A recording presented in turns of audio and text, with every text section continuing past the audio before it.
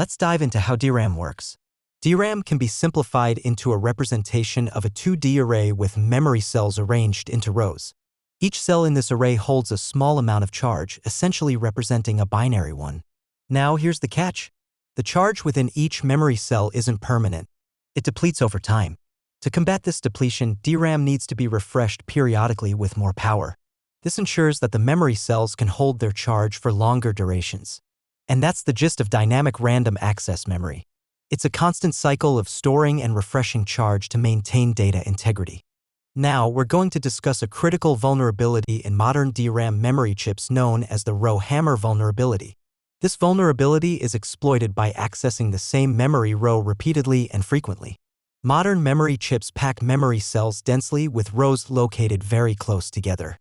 When a row is accessed frequently and rapidly, the electrical charge stored in its capacitors can leak into neighboring rows, causing disturbance and potentially corrupting the data stored in those adjacent rows. This is the Rowhammer effect. Let's delve into the first mitigation strategy for the Rowhammer vulnerability. One straightforward approach is to double the refresh rate of the DRAM. This helps to quickly fix any impact from the charge bleeds. However, this solution comes with its own set of challenges. Firstly, the increased refresh rate results in higher power consumption, which can be undesirable for energy-efficient systems. Secondly, during a refresh, reads and writes cannot be performed. This interrupts read operations more frequently, leading to an increase in memory latency. Essentially, the system experiences delays as read operations are paused to accommodate the more frequent refresh cycles. Let's explore another mitigation strategy known as low watermark refresh. Typically, refreshes occur periodically, and if a read operation happens during a refresh, that read operation takes longer as it's blocked by the refresh operation. This is the default behavior. However, there's an optimization called high watermark refresh where the memory controller can postpone up to 8 refreshes to improve performance. But if the water level reaches the high watermark of 8, everything is halted until a refresh can be performed. Now, to mitigate the Rowhammer vulnerability, we revert to the default behavior by stopping the postponement of these refreshes.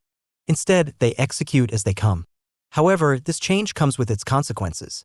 The average memory latency increases due to the halted postponement impacting performance. Furthermore, as more refreshes occur without postponement, power consumption increases. Essentially, we're trading off performance for security as more frequent refreshes increase power consumption and memory latency.